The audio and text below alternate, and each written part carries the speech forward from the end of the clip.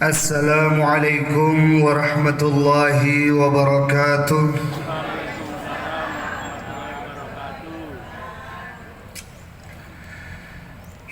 Innal hamdalillah nasta'inuhu wa nastaghfiruhu wa nu'minu bihi wa natawakkalu alayhi wa na'udzu bihi min shururi anfusina wa min sayyiati a'malina.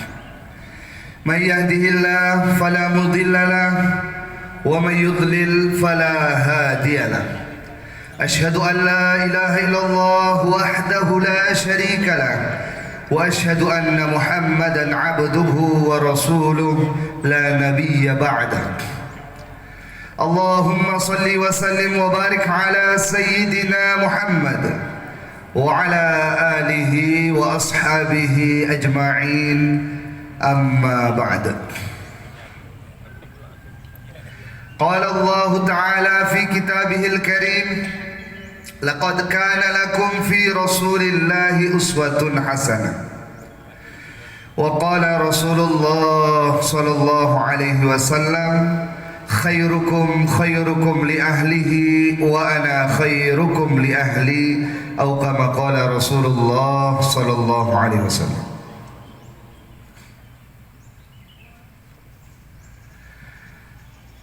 Hadirin yang kami muliakan, bapak-bapak, ibu-ibu, yang mudah-mudahan sama-sama dirahmati oleh Allah Subhanahu wa taala. Pertama-tama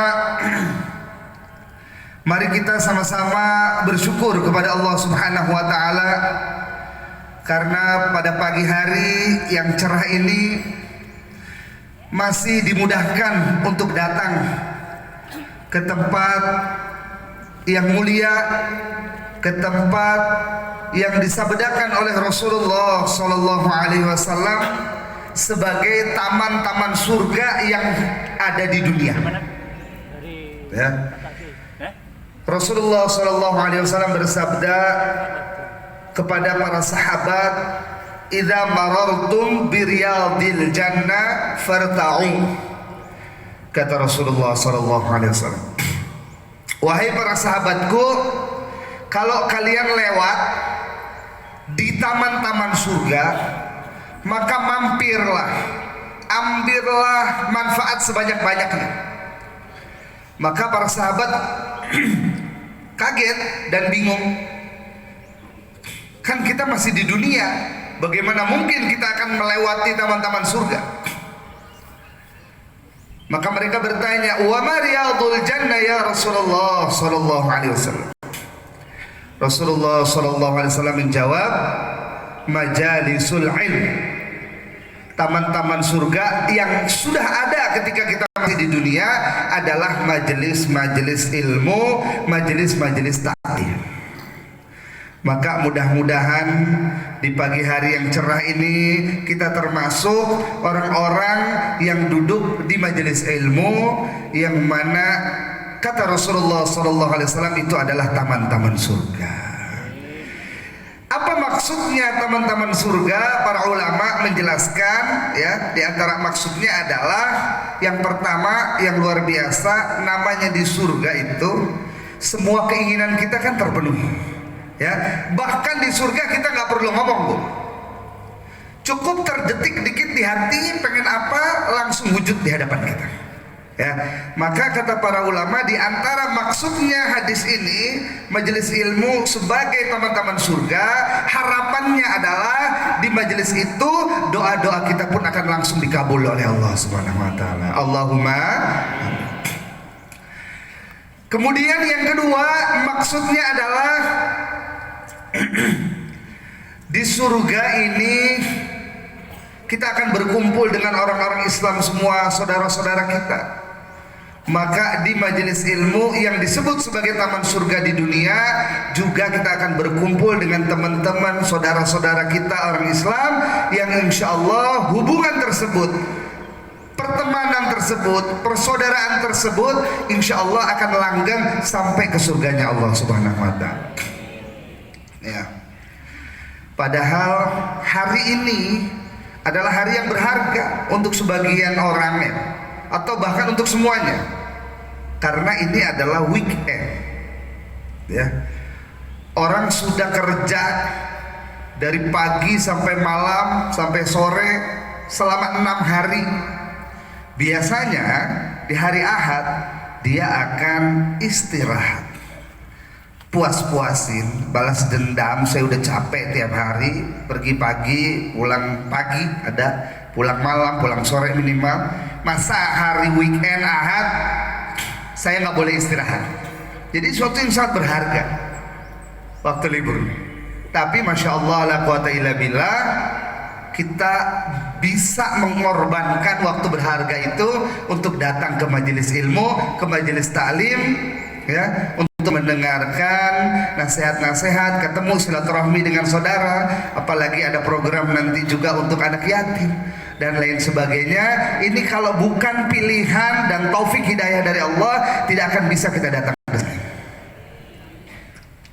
Ya, sangat sulit lah. Ataupun sebagian orang olahraga, ya, atau Car Free Day, ya, hari Ahad. Walaupun mungkin habis dari sini ke Car Free Day juga bisa, masih sempat juga, tapi sangat bagus lah, luar biasa. Jadi saya itu tinggalnya di Temboro, ya, nggak jauh, tetangga lah. Tiap hari hampir saya lewat. Kalau jalan-jalan ke Madiun pasti mampirnya sholat di sini, karena masjidnya enak, ya, bersih, dingin. Maka di hati itu terbersit, ini saya lewat terus setiap hari, tapi belum pernah ngisi di sini. Gitu. Tiba-tiba ada dari DKM-nya tawaran, wah cocok banget ini saya. Karena masa kita pakai aja masjidnya, tapi tidak pernah memberikan apapun, tidak pernah sharing, nggak kenal dengan jemaahnya, itu nggak enak. Dan saya sering lihat juga setiap Ahad ini ada program segala macam yang sangat bagus, ya, bermanfaat, membantu dan menginspirasi lah untuk masyarakat di sini. Ini sangat luar biasa. Saya pengen support, saya pengen mendukung. Di antara caranya ya dengan ikut mengisi kegiatan di sini. Alhamdulillah. Ya. Kemudian pas dibilang acaranya itu jam 6, tambah terkesan lagi, tambah salut lagi. Ini jam 6 orang-orang udah pada datang. Ini udah sama kayak santri di pondok pesantren. Ya, santri itu kan kita mulai bangunin jam 3, ya, tapi bangunin biasa aja, yang bangun-bangun, yang enggak ya nggak apa-apa.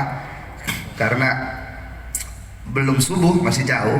Yang pengen tahajud aja, istighosah. Nanti yang wajibnya kita bangunin jam 4. Itu harus bangun.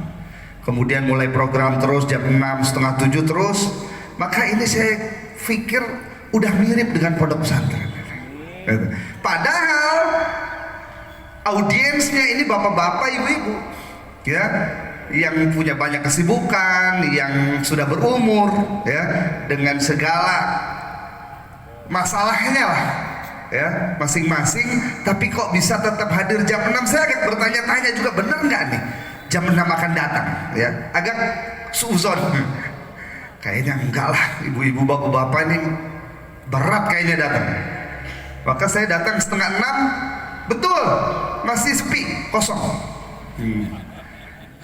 Masih agak ragu juga, kayaknya nggak datang. Baru ada ini tim Hadrah Salawat nih. 6 kurang 15 mulai. 6 tepat sudah penuh, masya Allah, la quwata illa billah. Ya. Jadi ini semangatnya bapak-bapak, ibu-ibu tidak kalah dengan semangatnya para santri di pondok pesantren. Ya, langsung saja ke pembahasan kita hari ini. Ya, mudah-mudahan bermanfaat untuk bapak-bapak dan ibu-ibu sekalian. Ini kita sudah hampir masuk ke bulan Rabiul Awal, ya. Walaupun nanti insya Allah akan dibikin lagi acara maulid, beda lagi nih, ya. Akan mendatangkan penceramah yang lebih luar biasa dari luar kota untuk maulid. Tapi ini mungkin mukaddimahnya, pendahuluan, ya, prolog sebelum maulid yang asli, karena momennya sudah masuk bulan Rabiul Awal. Juga masih di bulan Agustus kemerdekaan Republik Indonesia, ya. Maka kita harus semangat untuk membentuk peradaban negara ini, ya, kedepannya bahkan sampai hari kiamat insyaallah. Allahumma amin. Ya, yaitu yang ingin saya tekankan sekarang adalah bagaimana kita mencontoh akhlaknya Rasulullah Sallallahu Alaihi Wasallam. Ya, mungkin kata-kata akhlak ini identik, ya, konotasinya dengan hubungan sosial antar manusia, antar masyarakat. Ya betul, memang itu intinya. Tapi akhlak ini ternyata selain dengan sesama manusia, juga ada akhlak, ya, seorang hamba kepada Tuhannya. Jadi sebelum akhlak kita kepada sesama makhluk, saya ingin membahas dulu akhlak kita kepada Allah Subhanahu wa taala. Ini juga sangat penting. Ya. Yang pertama, sama seperti yang awal, kedatangan kita ke sini tadi saya bilang harus kita syukuri, karena nggak semua orang Allah pilih untuk menggunakan waktu liburnya datang ke majelis ilmu, ya, yaitu bersyukur kepada Allah Subhanahu wa taala, ya. Kadang-kadang kita dengan kondisi, ya, yang tidak menentu setiap hari naik turun, kadang kita lupa bersyukur kepada Allah Subhanahu wa taala. Ya, padahal apa yang terjadi segalanya dalam kehidupan kita ini adalah yang terbaik yang telah Allah berikan kepada kita. Ya, sedikit masalah kita langsung sedih, langsung mengeluh, bahkan naudzubillah summa naudzubillah langsung protes. Ya, ya Allah, kenapa? Ini kan seorang hamba yang tidak berakhlak kepada Tuhannya, ya, berani memprotes apa yang telah Allah takdirkan, Allah gariskan, Allah tulis dalam hidup kita, ya. Kenapa kita protes? Ini bahaya banget. Seorang hamba, ya, sedih masih wajar, namanya hati, manusia punya hati, ya. Allah juga yang memberikan perasaan itu. Suatu ketika Rasulullah Sallallahu Alaihi Wasallam ditinggal oleh putra tercintanya, wafat, ya, Sayyidina Qasim, Sayyidina Ibrahim. Maka mengalir air mata Rasulullah Sallallahu Alaihi Wasallam, ya, sedih ditinggal putra tercinta. Sayyidina Umar sebagai sahabat yang cukup tegas ketika itu bertanya, "Mahada ya Rasulullah, apa air mata ini? Apa maksudnya air mata yang mengalir di pipimu, wahai Rasulullah Sallallahu Alaihi Wasallam? Apakah engkau tidak terima dengan takdir Allah bahwa putramu memang sudah waktunya meninggalkan dunia ini?" Nanya Sayyidina Umar, tapi memang modelnya tegas.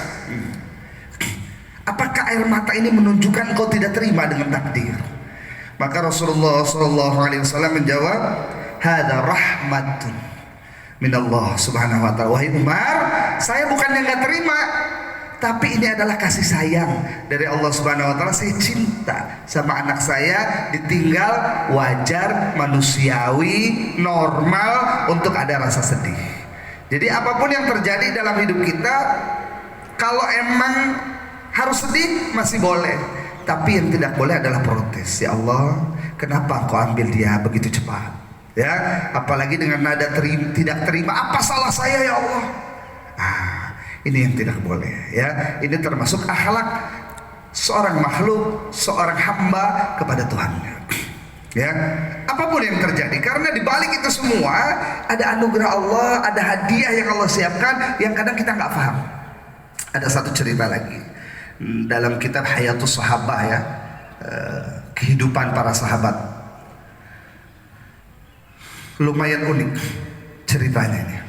Jadi suatu ketika seorang sahabat berpapasan dengan seorang wanita cantik, cantik banget, ya, berpapasan gitu di jalan. Saking cantiknya, sahabat ini ngeliatin cewek itu, ya, dari jauh dia udah lihat, dekat, lihat terus, maka sudah papasan di samping, otomatis dia nengok, ya, memutarkan kepalanya, dilihat terus sampai udah menjauh, masih dia liatin terus, tanpa sadar di depannya ada tembok. serius ceritanya ada, ya, kitabnya ada dalam Hayatus Sahabah juz 1, ya, karangan Maulana Yusuf Al-Kandalawi, orang India yang nulis, ya. Jadi dia nengok, cantik lihat, ini tembok, dia nggak sadar, kejedot, jatuh, benjol. Ya. Kalau kita, bapak-bapak, terjadi kepada kita seperti itu, apa yang pertama kita pikirkan? Langsung lihat kanan kiri, ada yang lihat nggak? Itu pasti yang pertama, gitu. Malu nih. Gitu. Kalau nggak ada, aman, alhamdulillah. Tapi para sahabat tidak, ya. Ketika itu terjadi, yang pertama dia lakukan adalah sowan, malah diceritain, malah laporan kepada Rasulullah SAW. Datang langsung ke rumah. Assalamualaikum. Ya, waalaikumsalam, ada apa? Cerita malah. Tadi saya tuh papasan sama perempuan cantik, terus ya saya liatin sampai nengok belok ini, terus nggak sadar depannya tembok, nabrak, lagi benjol Nabi. Laporan malah, gitu. Nggak takut, nggak malu. Kenapa? Karena tahu Nabinya baik. Gitu. Coba kalau ada ustadz sekarang di posisi Rasulullah SAW, ya, dilaporin sama santrinya atau temannya, tetangganya, tak benjol nih, tak, kenapa? Oh, tadi ngeliatin cewek di jalan nggak sadar nabrak tiang, mampus. Reaksinya begitu jauh dengan reaksi Rasulullah SAW. Makanya mata dijaga, tundukan pandangan, ghadul basar, ya tahu, cewek bukan mahram diliatin, ya rasain tuh benjol. Ustadz hari ini akan melakukan itu, akan bereaksi seperti itu. Maka orang mau konsultasi malas. Ya po nggak tekon yang Ustadz gue loh, teko masalahmu, lingus nendi. Umat menjadi jauh dengan ulama, ya, karena dia selalu menyalahkan umat, gitu. Ya salahmu dewe, apa bawa dulu, rasa anu. Ini tidak pernah dicontohkan oleh Rasulullah SAW, ya. Jawaban beliau luar biasa, mind blowing, out of the box, unpredictable, tidak disangka, aneh sepintas aneh. Kata Nabi, oh itu benjol, kejedot tembok gara-gara lihat cewek. Iya Nabi, gimana saya ya? Tidak ada marah, tidak ada bentak, tidak ada apalagi memukul, kekerasan fisik, jauh. Rasulullah SAW nggak pernah kayak gitu. Jawaban beliau luar biasa, wahai sahabatku, ketahuilah Allah sayang sama kamu. Aneh, dari mana ceritanya? Orang liatin cewek sampai ngenabrak tembok benjol, kok Allah sayang? Ya, sepintas ini nggak masuk akal. Sayangnya dari mana? Coba, sayangnya dari mana? Sahabatnya pun kaget. Loh, bagaimana maksudnya Nabi? Nggak paham dia. Kok Allah sayang sama saya, gimana? Saya habis dosa loh. Saya habis melakukan dosa, ngelihat perempuan yang bukan mahram dengan tatapan yang nafsu, tatapan syahwat. Saking fokusnya sampai saya nabrak tembok. Kok kesimpulannya Allah sayang kepada saya itu dari mana? Maka Rasulullah SAW tersenyum, wahai sahabatku, ketahuilah kalau Allah menghendaki kebaikan kepada seseorang, maka Allah akan kasih ujian-ujian kecil untuk menghapuskan dosa orang tersebut. Ketahuilah sahabatku, dosa kamu lihat cewek barusan udah hilang, udah diampuni karena kamu kejedot benjol sakit. Luar biasa, ya? Otomatis hilang, otomatis. Kenapa? Kejedot sakit bu benjol, ya. Ini menghilangkan, mengampuni dosanya tadi. Belum selesai hadisnya, yang ngeri ada yang kedua lanjutannya dari Rasulullah SAW. Beliau lanjutkan, sebaliknya, wahai sahabatku, kalau Allah nggak sayang sama orang, semakin jauh dari agama, semakin mulus hidupnya. Kaget sahabat, kok bisa Nabi? Ya, karena Allah pengen azabnya di akhirat sempurna, tidak dikurangi di dunia. Ngeri. Jadi kalau kita lancar-lancar aja tuh justru introspeksi. Saya nih nggak benar-benar amat agamanya, ibadahnya masih males, masih banyak dosa, kok lancar banget hidup ini. Jangan. Na'udzubillah, semoga Allah lindungi.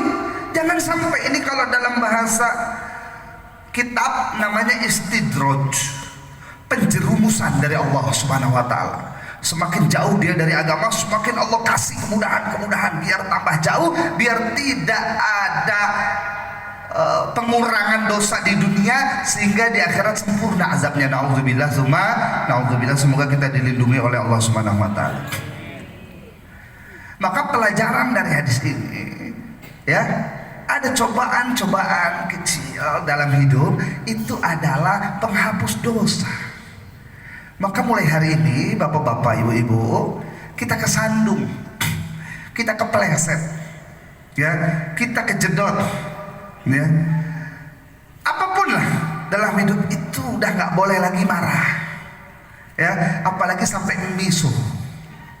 Sering banget, ya, kesandung doang pak, masa nggak boleh ada batu di situ, ya, kesandung doang, nggak jatuh juga, hanya kesandung. Memang pas jempol sih, dan jempolnya lagi cantengan gitu. Sakit banget.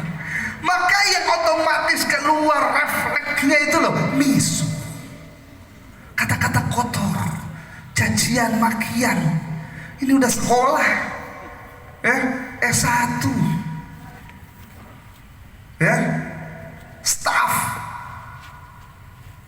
aparat, ya kan? Udah dididik luar biasa ini bertahun-tahun, kok pas kesandung, kepleset, kejedot, yang refleks dari mulut kebun binatang. Kasihan gurunya yang mendidik dia dari TK, gagal.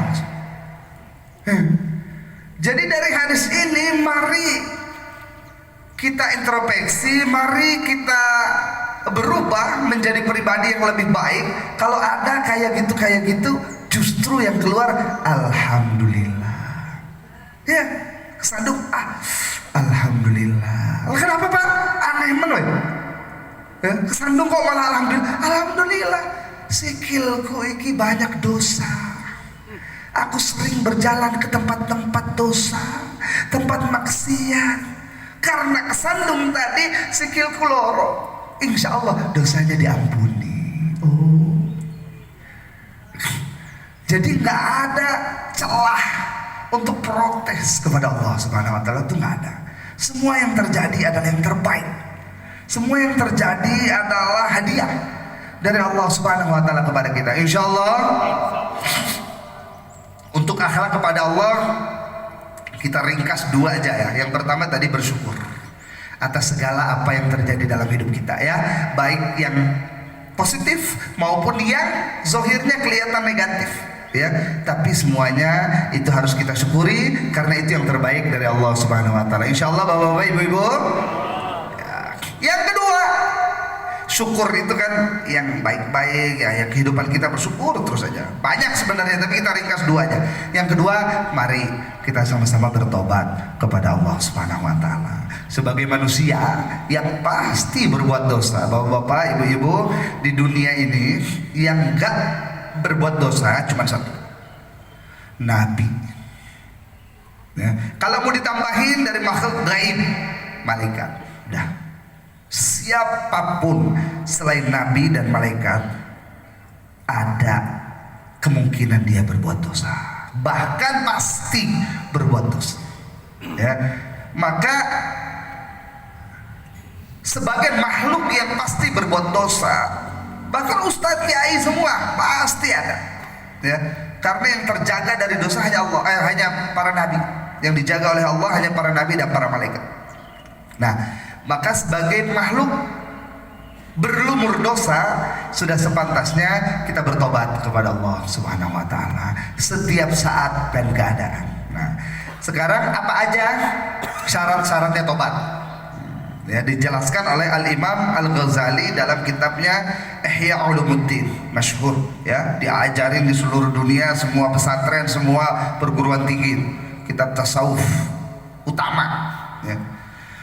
Beliau katakan di situ ada 3 syaratnya tobat. Kenapa kita harus tobat? Karena orang kalau udah tobat, bapak-bapak, ibu-ibu, seolah-olah tidak pernah berbuat dosa. Jadi Allah udah kasih cara ngapusnya. Gitu. Jadi Allah ciptakan kita sebagai makhluk yang tukang buat dosa. Tapi dengan itu juga Allah kasih sepaket nih loh caranya untuk bersihin dosanya. Allah udah kasih. Bukan Allah hanya bikin kita pendosa tapi nggak dikasih caranya, nggak dikasih juga. Caranya adalah tobat. Rasulullah SAW bersabda, "Man taba an dzambin kama la dzambalahu." Barang siapa yang bertobat dari satu dosa seolah-olah dia tidak pernah berbuat dosa tersebut. Ya, maka harus, Bu, ya. Tobat itu harus tiap hari sebanyak-banyaknya, habis sholat tobat, ya Allah tadi saya berbuat ini, maafkan saya. Itu hilang, ya, dengan syarat dan ketentuan berlaku, ya. Saya kasih tahu oleh Imam Ghazali, dijelasin ada 3 syaratnya tobat biar diterima oleh Allah Subhanahu wa taala, ya. Mungkin kita udah sering tobat tapi belum memenuhi 3 syarat ini, sehingga masih ngulangin lagi dan masih ada kegelapan dalam hati kita. Karena dosa itu akan membuat satu titik hitam di hati. Jadi hati manusia itu putih, bersih, ya. Setiap buat dosa ada satu titik hitam. Nah, kalau tobat, minta ampun, ya Allah tadi saya berbuat gini, maaf dosa ya Allah, ampuni hamba. Titik hitamnya hilang, dibersihin, putih lagi, sempurna. Kalau nggak tobat, habis dosa lagi, tambah titik hitam, semakin nggak pernah tobat, full hati putih bersih tadi menjadi hitam legam. Na'udzubillah, setelah hitam legam sempurna, maka hati ini menjadi hati yang keras. Tsumma qasat qulubuhum fahiya kal hijarah, seperti batu yang tidak akan menerima petunjuk dan hidayah dari Allah Subhanahu wa taala. Na'udzubillah. Maka penting banget kita tobat.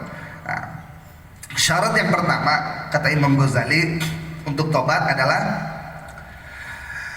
mengetahui bahwa itu perbuatan dosa. Ini sangat logis, ya, bapak-bapak, ibu-ibu. Gimana kita mau tobat kalau kita nggak tahu itu dosa? Ya, gimana kita mau ninggalin kalau kita nggak tahu itu adalah larangan Allah? Ya, jadi syarat pertama harus tahu dulu bahwa itu adalah perbuatan dosa. Harus tahu. Gimana caranya? Belajar.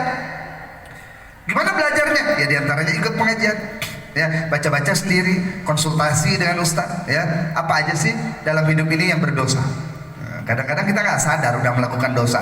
Gimana kita mau tobat kalau kita belum sadar? Itu satu. Yang kedua, menyesal sedalam-dalamnya. Ini yang jarang nih. Ini yang jarang orang pahami, ya. Jadi taubat itu bukan hanya meninggalkan selama-lamanya, tapi ada yang nomor 2 dulu. Nomor 3 nanti meninggalkan selama-lamanya. Nomor 2, menyesal sedalam-dalamnya. perbuatan tersebut. Ya, kadang-kadang kita udah ninggalin, emang ya, masa lalu semua sudah nggak pernah kita sentuh lagi itu dosa. Tapi di dalam hati masih mengenangnya. Di antara contohnya atau buktinya menyesal sedalam-dalamnya adalah tidak mengingat-ingat lagi. Hari ini yang miris bukan hanya dikenang, tapi menjadi suatu kebanggaan, menjadi suatu prestasi seolah-olah. Ya, seringlah kita ngobrol lah, anak zaman sekarang cuman gitu doang aja udah belagu. Dulu saya, gitu. Nah, ini kan menjadi bangga terhadap dosa. Ya, alah baru maboknya komik, gitu. Obat batuk dicampur Coca-Cola. Dulu saya merek ini. Lah, berarti Bapak belum tobat dengan sebenar-benarnya. Kenapa? Masih ingat, bahkan masih bangga dengan perbuatan zaman dahulu itu. Ya. Jadi syarat tobat yang nomor 2, jangan pernah diingat-ingat, jangan pernah dibanggakan. Kubur dalam-dalam, biarkan itu menjadi kenangan kelam dalam hidup kita yang tahu hanya Allah dan kita sendiri. Ya, jangan pernah diceritakan, apalagi dengan nada bangga. Insya Allah. Nomor 3-nya baru syarat tobat itu meninggalkan sejauh-jauhnya. Jangan pernah walaupun hanya mendekat. Insya Allah kalau 3 ini kita lakukan, tobat kita akan diterima oleh Allah Subhanahu Wa Taala dan semua dosa-dosa kita akan diampuni. Ya, alangkah senangnya ketika wafat dalam keadaan dosa diampuni Allah, di akhirat nanti ditimbang beratnya amalan baik kita daripada amalan buruk. Allahumma. Kemudian sekilas juga tentang tobat, banyak yang salah paham. Ya, pertama, insya Allah kayak bapak-bapak, ibu-ibu nih yang sudah aktif pengajian, aktif ke masjid, ya, lumayan bagus pemahaman tentang agamanya. Setan datang membisikkan. Ini penyakitnya kita, termasuk santri pelajar agama, ustaz. Ini penyakitnya setan, tahu. Dia datang. Allah, nanti aja tobatnya. Allah kan Maha Pemurah dan Maha Penyayang. Ini pasti. Ya, dibisikkan kepada orang-orang yang sudah condong kepada agama, yang sudah tertarik kepada agama, yang antusias kepada agama, meluangkan waktu banyak ya untuk agama, ke masjid. Itu akan, kamu lo rajin ngamalin agama, salah-salah dosa-dosa dikit mah nanti aja tobatnya. Allah Maha Pemurah, Maha Penyayang, ini pasti ada. Ya, maka ini jangan didengerin, Pak. Ya, karena semakin lama tadi saya bilang dosa menumpuk tanpa ditobatin, semakin hitam hati kita. Ya, ada lagi dari setan. Halah, tiwas tobat, habis itu kamu ulangi lagi, malah ngece Allah. Ya kan? Pasti di hati kita ada kan, saya tobatnya nanti Pak, kalau benar-benar saya akan tinggalkan semua. Salah, itu dari setan. Ya, tobat dosa lagi, tobat lagi dosa lagi, tidak apa-apa. Itulah manusia. Kalau kita bisa tobat langsung 100% ninggalin dosa, kita jadi nabi.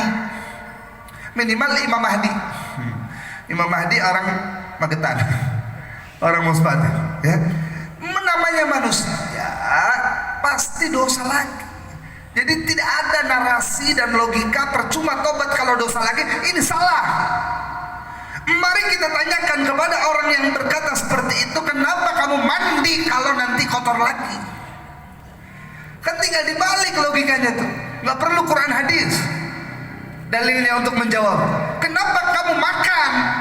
Kan nanti lapar lagi. Ya, ketika yang sederhana aja itu kita bisa pahami, kenapa tobat nggak mau? Hanya karena alasan nanti dosa lagi. Justru karena nanti dosa lagi, sebelum dosa itu menumpuk, tobat dulu. Insya Allah, bapak-bapak, ibu-ibu, insya Allah ya, sekecil apapun kita habis misuhin orang, nyakitin hati orang, ya, kita habis terlambat sholat, gitu, kita habis buang sampah tidak pada tempatnya, itu juga dosa. Pokoknya segala apapun dosa kecil langsung istighfar, astagfirullah ya Allah, saya tobat ya Allah, dosa hilang. Nanti dosa lagi, gitu lagi, simple. Ya, Allah udah kasih cara yang mudah untuk menghilangkan dosa. Insya Allah. Satu lagi tambahan, mungkin bukan untuk Bapak Ibu, ya, tapi Bapak Ibu bisa sampaikan ke orang yang tepat, ya. Ini godaan setan kepada orang yang sudah terlanjur jauh dari agama. Kita punya teman, kita punya tetangga, kita punya saudara, ya, yang jauh benar dari agama. Bukan sebenarnya mereka nggak mau balik, bukan mereka nggak mau ikut kita, ya, tapi setan datang, dibilang, bro, dosa lu udah kebanyakan, mau tobat jungkir balik juga nggak akan diampuni sama Allah. Ini bisikan setan kepada orang yang jauh dari agama. Jadi setan itu ekspor, ya, dia menggoda manusia ketika dari mulai manusia masih di surga, ya, dia sudah berhasil menggoda Nabi Adam. Jadi pengalamannya luar biasa. Dia tahu harus ngomong apa ke siapa. Kalau ngomong ke kita gitu, wah, kita bantah, Allah gak akan ngampuni kamu, udah parah. Allah enggak, gitu loh. Orang gua dosa dikit Allah pasti ampuni, itu enggak cocok. Maka dia bisikin gitu ke orang yang emang jauh, berpuluh-puluh tahun tidak sholat, ya, berpuluh-puluh tahun tidak puasa, ya, berpuluh-puluh tahun berada dalam dunia hitam. Maka dia bisikin, percuma tobat, gitu, nggak bakal diterima. Ngaca, lihat diri lu siapa, ya, tato lu sekujur tubuh, ngapain sholat, nggak sah. Ini setan datang, berbeda tuh. Kalau ke kita kayak tadi bisikannya tuh, kamu suang masjid terus, dosa sidik gak apa-apa. Beda bisikannya tuh. Kalau ke orang yang jauh kayak tadi gitu, percuma tobat. Padahal Allah Subhanahu wa taala berfirman dalam Al-Qur'an, innallaha la yaghfiru an yushraka bihi wa yaghfiru ma duna dzalika liman yasha. Yang tidak diampunin cuman syirik. Keluar dari Islam itu tidak bisa, ya, harus masuk dari Islam. Tapi selain itu semua akan Allah ampuni. Setinggi gunung dosamu, maka ampunan Allah seluas langit. Pintu taubat tidak pernah tertutup. Ya, jadi teman-teman kita di luar sana banyak yang putus asa. Pak, saya tuh pengen ke masjid kayak Bapak, tapi saya tuh ragu, masih diterima nggak ya? Saya nggak pernah dengar orang ngomong gitu. Kan Bapak nggak tanya, Bapak cuma lihat doang, lewat ke masjid di depan orang-orang itu, cuek. Datengin, assalamualaikum, nongkrong bareng, duduk bareng, akrabin, ya, lama-lama dia akan curhat, Pak, saya itu sebenarnya lihat Bapak tiap hari ke masjid pengen ikut deh. Oh, bagus dong, kenapa nggak mau ikut? Kayaknya saya udah nggak diterima deh sholatnya sama Allah. Dia akan keluarkan curahan hatinya, dia akan keluarkan kepada kita, karena kita nggak pernah merangkul dia, kita eksklusif, ya. Kita merasa jauh dari dia, kita nggak mau dekat, dia nggak akan cerita bahwa dia putus asa dari rahmat Allah. Itu tinggal kita jelasin, Pak, rahmat Allah nggak sekecil itu, ya. Apapun yang Bapak lakukan pasti akan diterima oleh Allah Subhanahu wa taala tobatnya. Insya Allah kita datangin, insya Allah kita rangkul, insya Allah, ya. Jangan baik sendiri, Pak, kita mau ke surga segini doang, Bu. Sempit banget surga, terlalu luas, sepi surga segini. Kita pengen ajak sebanyak-banyaknya orang ke surga semua bareng-bareng. Insya Allah kita kasih mereka cerita. Ada di hadis juga ini, ya, seseorang yang telah membunuh 99 orang, ya, bukan satu, bukan dua, bukan 10, 20, 99. Udah kayak Asmaul Husna dia bunuh orang itu, ya. Dia datang kepada satu ustaz. Nah, yang pertama ini konsultasinya salah ustadznya ini, ya. Ustadznya yang ustadz tadi saya bilang di awal, yang galak, suka marah-marah tuh, ya. Ngelihat cewek itu dimampus-mampusin, kapok. Apokmu kapan? Jadi memang konsultasi juga harus pilih-pilih. Ya kalau enggak kita malah tambah jauh, tambah putus asa dari agama. Dia datang, salah ustaz. Kepada ustaz yang pertama ekstrim. Ya. Pak Ustaz, saya mau tobat. Emang apa dosamu? Aduh, saya malu Pak Ustaz. Ustaz jangan marah ya. Enggak, saya enggak marah. Apa sih dosanya? Saya bunuh orang. Astagfirullah. Berapa? 99. Oh, pergi kau dari rumahku. Dasar pendosa. Pintu maaf tidak akan pernah terbuka untukmu. Oh, dimarahin Pak. Dicaci maki sama ustaznya. Ustaznya lupa. Yang dimarahin, dibentak-bentak, dicaci maki, pembunuh berdarah dingin, serial killer. Ya, dia lupa ini pembunuh. Kok lu marah? Ya, makanya jangan suka marah-marah. Akhirnya kebablasan. Pembunuh dimarahin. Ya digenepin sama pembunuh jadi 100. Ya, orang mau tobat, niat meninggalkan, dimarahin, dibentak-bentak, dicaci maki, ada pisau kan? Ada pisau, ustadznya lagi makan buah tuh. Lagi kupas buah, nggak lama diambil. Genap 100. Tanggung, gua nggak bisa tobat, genepin aja. Alhamdulillah, summa alhamdulillah, niat tobat dia masih ada. Coba deh tanya satu lagi Ustadz. Kalau ini juga nggak berhasil, udah saya habisin manusia di dunia, saya bunuh. Alhamdulillah untungnya Ustadz yang kedua bener konsultasinya, dia pilih Ustadznya bener. Ya, insya Allah Ustadznya dari Indonesia ya kayaknya itu. Alumni pondok pesantren di Jawa Timur ya. Secara umum Tubuh Ireng, Lirboyo, Sidogiri, Temboro juga insya Allah. Ya, lebih hikmah Ustadz yang kedua. Datang, Ustadz, saya mau tobat. Oh, insya Allah, ahlan wa sahlan. Bisa. Apa dosanya Ustadz? Tapi jangan marah ya. Enggak lah, masa orang mau tobat dimarahin? Karena barusan Ustadz sebelah saya dimarahin. Terus ya akhirnya saya bunuh dia. Ustadz udah takut. Enggak. Silakan. Apa dosanya? Saya bunuh orang. Wah, berapa? 100. Yang ke 100 barusan. masih anget. Baru dibunuh. Maka Ustadz yang kedua ini menjelaskan yang benar. Ya, dia tidak ekstrim, mondoknya benar, berarti ya. Kata dia jangankan cuma 100. 1.000.000 kamu bunuh, kalau tobat beneran Allah akan ampuni. Yang penting benar tobatnya. Syaratnya tuh yang 3 tadi. Nyesel, ya harus tahu, nyesel, jangan diulangi. 1.000.000 pun Allah akan ampuni. Pintu ampunan Allah begitu luas terbuka kepadamu. Maka dia pun senang. Ya, insya Allah saya nggak akan bunuh lagi Ustadz, saya akan tinggalkan. Oke?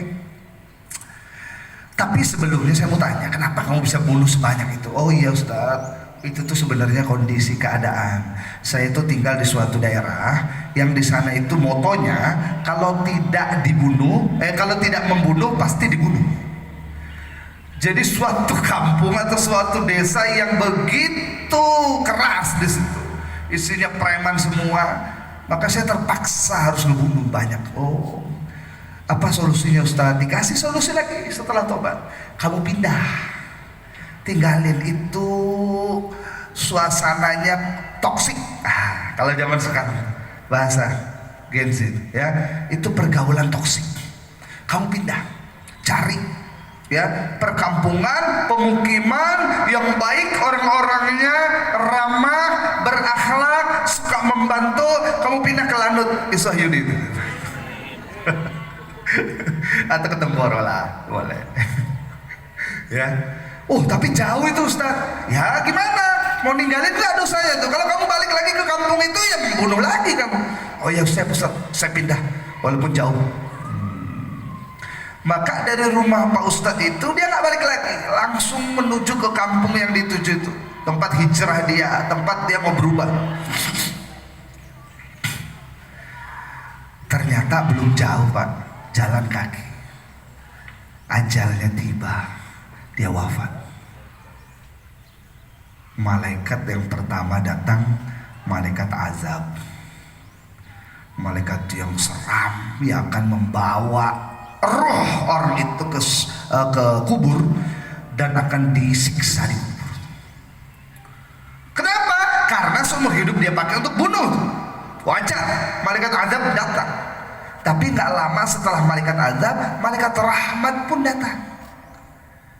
Stop, kata malaikat rahmat, mau kamu bawa kemana? Nggak boleh. Loh, hidup dia banyak banget dosanya. Wajar kalau saya bawa. Nah, dia udah tobat. Semua dosanya udah diampuni oleh Allah Subhanahu wa ta'ala. Oh, nggak bisa. Itu gampang banget.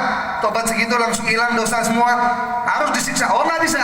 Udah tobat harus saya bawa ke kubur dan saya beri kenikmatan dari surga. Akhirnya debat malaikat. Sampai Allah kirim malaikat yang ketiga.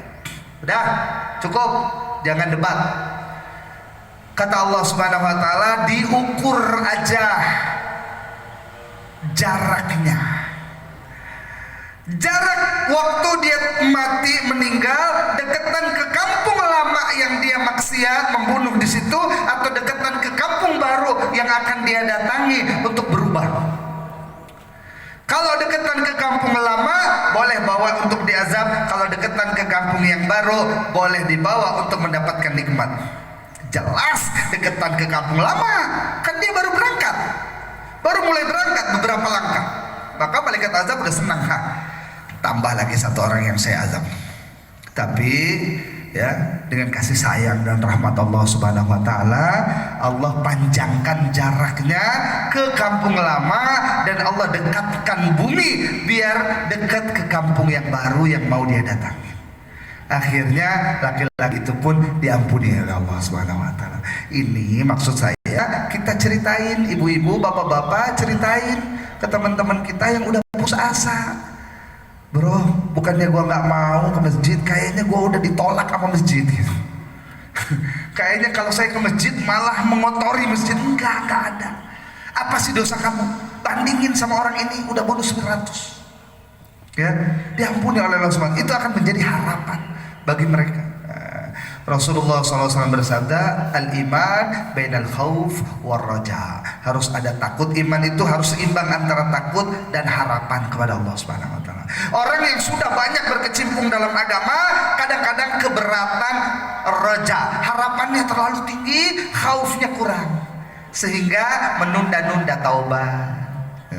Sebaliknya orang yang terlalu jauh dengan agama, khaufnya, takutnya ketinggian, harapannya terlalu rendah sehingga putus asa dari agama. Maka harus balance antara harapan dan ketakutan kepada Allah Subhanahu wa ta'ala. Insyaallah.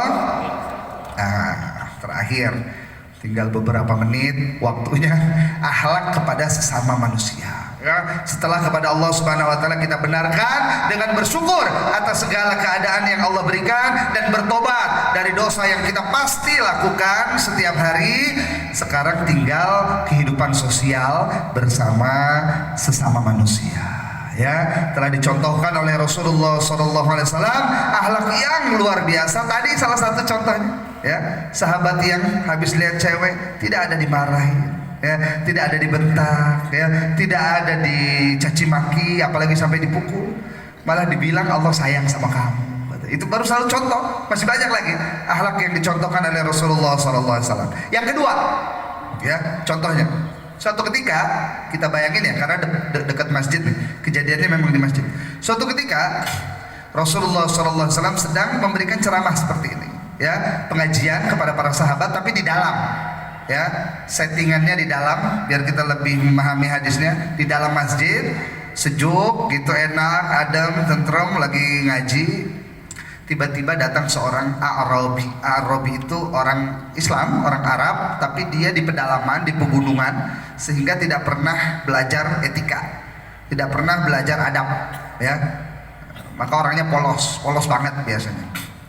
Arabi masuk ke dalam masjid, nggak ikut ngaji, ya, nggak ikut duduk di pengajian, nggak apa-apa sebenarnya. Nabi juga nggak marah, sahabat juga nggak masalah.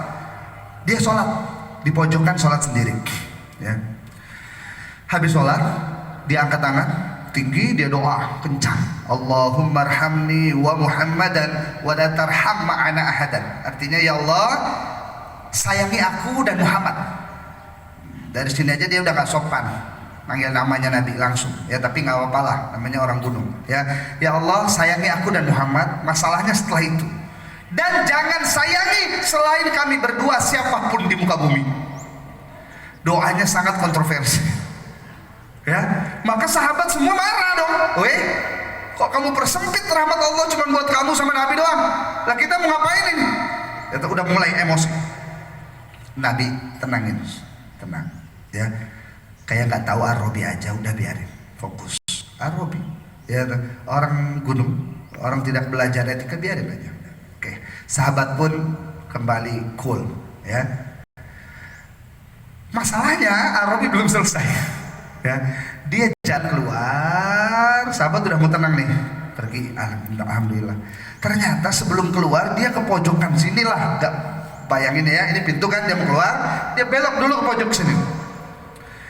Mohon maaf ya, dia buang air kecil di dalam masjid. Ini juga diceritakan dalam Hayatus Sahabah juz 3, ya. Dia buang air kecil dengan santainya di pojokan masjid. Mari kita refleksikan dalam hidup kita, ya. Yang gampang aja, bapak-bapak takmir atau pengurus masjid, kalau ada yang melakukan itu, ya. Tamu datang dari luar, ya, ada WC di sebelah yang sangat bersih dan bagus, nyaman untuk dipakai, dia malah buang air kecil di dalam masjid. Apa yang bapak-bapak lakukan? Apalagi ini komplek tentara, ya kan? Sudah pasti dia akan didisiplinkan, ya. Bahasa halusnya tuh didisiplinkan, bahasa kasarnya dia bonyok. Pasti dia nggak akan selamat, ya, di dalam masjid yang kita cintai, ya. Dia kotori dengan najis tuh, dengan air seninya. Maka itu juga yang dilakukan sahabat. Normal, bapak kalau marah nggak salah, ya. Sahabat juga melakukan itu, langsung berdiri semua, nggak tahan lagi, ambil tongkat, ambil pedang, ambil tombak, gitu. Mau dipukulin itu Arabi. Tapi semua nge-freeze, semua jadi patung, semua beku, karena ada teriakan Rasulullah SAW, stop, jangan, udah mau mukul, nggak bisa, larangan Nabi, mutlak, absolut, tidak boleh ditentang, semua terdiam, nahan, jangan, kata Nabi. Terus apa yang dilakukan? Ditunggu bang, sampai selesai. Tunggu lama juga lagi Arabi. Selesai dia berdiri, dia kan nggak ada pojok, dia nggak tahu apa yang terjadi di belakang. Selesai dia tengok belakang, wih rame nih, kok orang kecil ditonton. Bukan nonton, dia memukulin kamu. Maka Rasulullah SAW panggil dia, sini, kenapa kamu kencing di dalam masjid? Tidak ada marah. Memang akhlaknya ini terlalu tinggi, ya. Sulit banget kita akan ke situ tuh. Normalnya akhlak kita ya kayak sahabat lah, parah, ya kan? Tapi tetap harus tujuan akhir target kita akhlaknya Rasulullah SAW. Insya Allah dipanggil, diomongin baik-baik, tidak ada bentakan sedikit pun. Kenapa? Ditanya dulu, siapa tahu ada alasan Arabi, ya. Kenapa kamu buang air kecil di dalam masjid?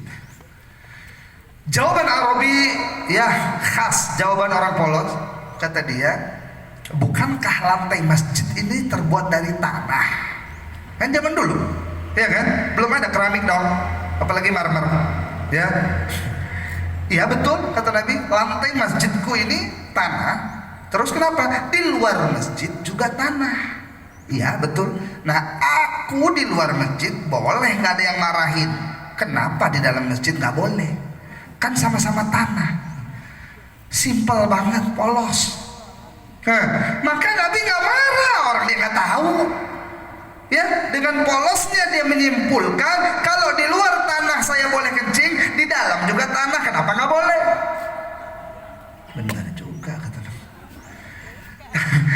Maka tidak dimarah, tapi dijelaskan, diberikan informasi. agar dia tidak mengulangi lagi. Wahai sahabatku, orang Arabi, walaupun di masjid dan di luar sama-sama tanah, tapi untuk masjid ada hukum yang berbeda. Karena masjid sudah diniatkan untuk beribadah, maka nggak boleh dikotori. Walaupun sama-sama tanah, hukumnya menjadi berubah dan berbeda. Oh, dua sahabat udah nahan di belakang. Paham? Paham. Diulangi enggak? Insya Allah enggak. Ya udah, silakan pergi. Selesai. Lihat. Akhlaknya luar biasa ya. Akhlak luar biasa. Ini yang harus kita tiru nih. Kenapa kita gampang tersinggung sekarang? Sensitif, ya, emosian, temperamen, ya, senggolan dikit di jalan, nyapor. Astaga. Memang jalannya sempit, badanmu besar, masa nggak boleh senggol?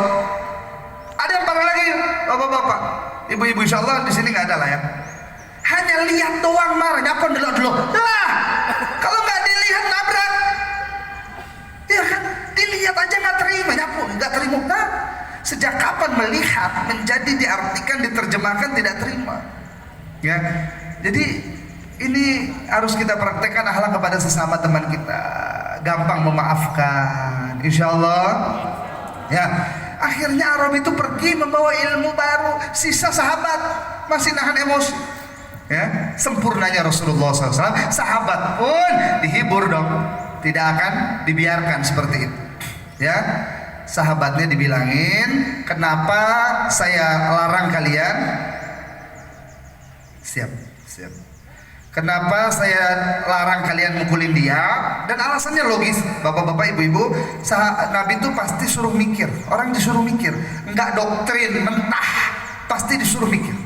Coba kalian bayangin, kalau tengah-tengah dia kencing, kalian pukulin, ya, kalian gebugin, apa yang terjadi? Dia akan lari tunggang langgang nyelamatin diri kan? Dalam keadaan itu masih keluar. Iya, nggak ada, najisnya tambah banyak, tambah susah bersihinnya. Sahabat baru sadar, oh iya. Jadi ada alasannya ditahan tuh, bukan sembarangan. Tambah repot kamu bersihinnya tuh, keliling masjid ini. Akhirnya sahabat pun tenang, plong. Arabi tenang, sahabat tenang. Bonus ditambahin sama Nabi ilmu baru, tak ajarin gimana caranya bersihin najis di tanah. Nggak perlu disekop, dibuang, dibor, nggak perlu. Cukup disiram air di tempat yang kena najis sampai baunya hilang, tanah itu sudah kembali menjadi suci. Ya, insya Allah bapak-bapak, ibu-ibu, di momentum hari Ahad yang mulia ini, mari kita berubah, ya, pelan-pelan, tapi pasti menuju pribadi yang lebih baik lagi, insya Allah. Ya, hubungan dengan Allah Subhanahu Wa Taala kita perbaiki, insya Allah. Hubungan sesama manusia juga kita perbaiki, insya Allah. Ketika ada seorang wanita tukang ibadah, ini juga sahih hadisnya Bukhari, ya, tapi dia ngurung kucing, mungkin udah sering dengar juga, ya, nggak dikasih makan, juga nggak dibebasin untuk nyari makan sendiri, ibadahnya nggak ada gunanya, wanita ini masuk neraka. Sebaliknya, wanita pendosa, mohon maaf ya, PSK, ya, tapi dia ngasih minum anjing yang kehausan, semua dosanya diampuni, dia masuk surga. Padahal itu kepada hewan. Baiknya berakhlaknya kepada hewan, apalagi kalau kepada manusia. Insya Allah tidak ada lagi musuh-musuhan, diam-diaman. Insya Allah ngambek-ngambekan dimaafin Pak, yang udah nggak teguran puluhan tahun, tahunan, semua dimaafin hari ini. Insya Allah, ya, pokoknya momentum ini kemerdekaan Indonesia 17 Agustus, ya, plus Maulid Nabi Muhammad SAW akan menjadi momentum kita juga menjadi pribadi yang lebih baik, lebih dekat dengan Allah Subhanahu Wa Taala, lebih berakhlak kepada sesama masyarakat dan manusia. Insya Allah, semoga niat baiknya dan pengorbanannya diterima oleh Allah Subhanahu Wa Taala.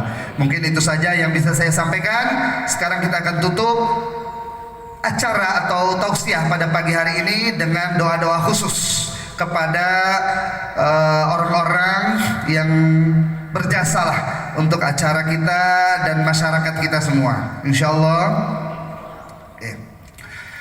Al-Fatihah. A'udzubillahi minasyaitonir rajim. Bismillahirrahmanirrahim. Alhamdulillahirabbil alamin. Arrahmanirrahim. Maliki yaumiddin. Iyyaka na'budu wa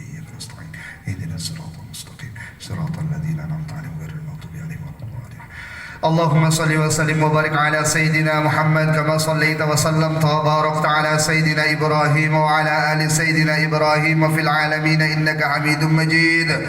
ربنا ظلمنا أنفسنا وإن لم تغفر لنا وترحمنا لنكونن من الخاسرين.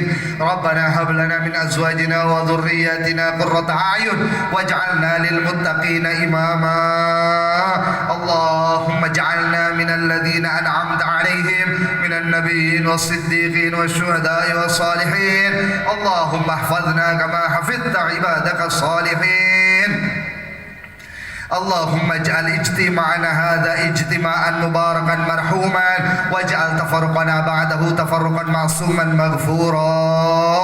اللهم اجعل هذا المكان مكانا المبارك. اللهم اجعل هذا المكان مركزا للعلم والذكر والدعوة والخيرات. اللهم كمل مبانيها كمل معانيها أكثر عددها واسع أراضيها إنك على كل شيء qadir wa bil ijabati jadir. Ya Allah, ya Rahman, ya Rahim, ampuni dosa-dosa kami ya Allah. Ya Allah, ampuni dosa-dosa kami semua yang hadir di majelis ini ya Allah. Ampuni dosa kedua orang tua kami ya Allah, yang ada maupun yang telah tiada ya Allah. Ampuni dosa anak cucu kami ya Allah. Jadikan kami ya Allah orang-orang yang berbakti kepada orang tua. Jadikan anak kami juga berbakti kepada kami ya Allah. Kumpulkan kami bersama keluarga kami di surgamu ya Allah. Innaka ala kulli syai'in qadir wa bil ijabati jadir. Ya Allah, sembuhkan yang sakit-sakit ya Allah, khususnya yang hadir di majelis ini ya Allah. Sembuhkan semuanya ya Allah. Selesaikan masalah-masalahnya ya Allah. Tunaikan hajat-hajatnya ya Allah. Lunasi hutang-hutangnya ya Allah. Innaka ala kulli syai'in qadir wa bil ijabati jadir. Ya Allah, khususan ya Allah, ampunan, rahmat, maghfirah, nikmat ya Allah kepada almarhum Bapak Lulu, almarhum Bapak Sirajuddin, almarhum Bapak Soekarto, almarhum Bapak Ari, almarhum Bapak Suyono, almarhum Bapak Sastro, almarhumah Ibu Siti Rokaya, almarhum Bapak Sumadi, almarhum Bapak Rusdi, almarhumah Ibu Sri Lui Suparmi. Al-Fatihah. A'udzubillahi minasyaitonir rajim. Bismillahirrahmanirrahim. Alhamdulillahirabbil alamin arrahmanir rahim maliki yaumiddin. Iyyaka na'budu wa iyyaka nasta'in. Ihdinas siratal mustaqim siratal ladzina an'amta 'alaihim ghairil maghdubi 'alaihim waladdallin. Juga khusus untuk almarhum almarhumah, keluarga, orang tua dari seluruh jemaah pengajian ini yang hadir hari ini maupun yang tidak hadir ya Allah. Al-Fatihah. A'udzubillahi minasyaitonir rajim. Bismillahirrahmanirrahim. Alhamdulillahirabbil alamin arrahmanir rahim maliki yaumiddin. Iyyaka na'budu wa iyyaka nasta'in. Ihdinas siratal mustaqim siratal ladzina an'amta 'alaihim ghairil maghdubi 'alaihim waladdallin. Allahumma ighfir lahum warhamhum wa'afihi wa'fu 'anhum wa nawwir qabrahum wa wassi' qabrahum waj'al qabrahum rawdatan min riyadil jannah wa la taj'al qabrahum hufratan min hufratin niran. Allahumma ighsilhum bil ma'i wal thalji wal barad. Allahumma naqqihim kama yunaqqa ath-thawbul abyad min ad-danas. Allahumma ij'alhum min alladhina an'amta 'alaihim minan nabiyyin was-siddiqin wasyuhada'i was-salihin wa hasuna ulaika rafiqa. Allahumma ihfadhhum kama hafidta 'ibadaka as-salihin. Subhana rabbika rabbil 'izzati 'amma yasifun wa salamun 'alal mursalin walhamdulillahi rabbil alamin birahmatika ya arhamar rahimin. Al-Fatihah.